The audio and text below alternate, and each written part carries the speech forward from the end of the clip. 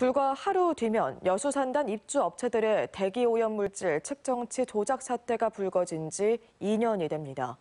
하지만 민관 거버넌스 권고안 거부 사태로 지역사회에는 갈등과 혼란이 이어지고 있는데요.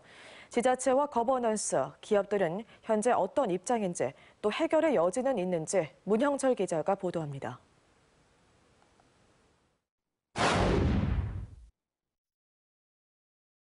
민관 거버넌스 권고안 거부 사태의 핵심은 여수산단 주변 환경 실태 조사 등 2건의 연구 용역입니다. 기업들은 용역의 취지와 필요성엔 공감하지만 객관성과 전문성이 담보되지 않는 게 가장 큰 문제라고 주장합니다.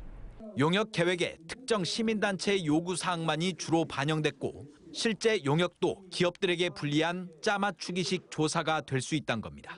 해봐야겠다는 그런 생각은 저희들도 갖고 있습니다. 하늘에 있는 전문가들이 가서 같이 확인할 수 있어야 되는데 그런 부분들에서 다 빠져 있거든요.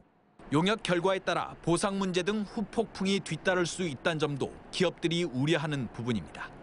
기업들의 입장에 대해 전라남도는 용역 계획은 다양한 의견을 종합적으로 고려해 거버넌스 차원에서 결정한 것이며 시민단체는 더 나아가 용역을 무산시키기 위한 억지 주장이라고 맞서고 있습니다.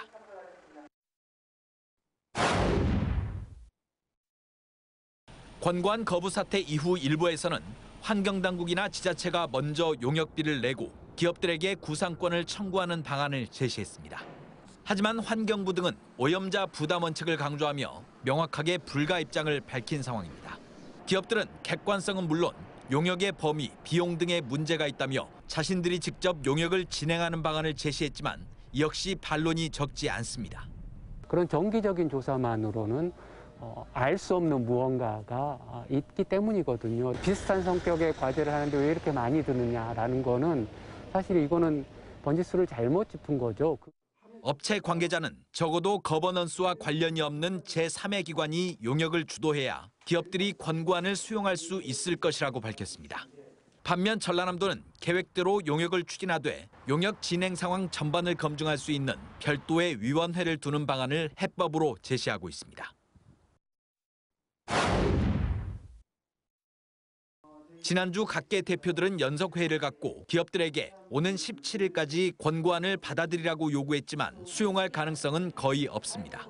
그나마 기대할 수 있는 건 다음 주 예정된 간담회입니다.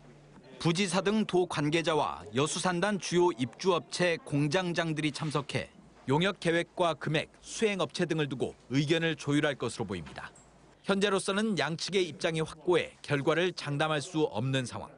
전라남도는 간담회 이후 다시 한번 거버넌스 회의를 소집해 기업들의 입장을 전달하고 최종 대응 방안을 논의할 계획입니다. MBC 뉴스 문형철입니다.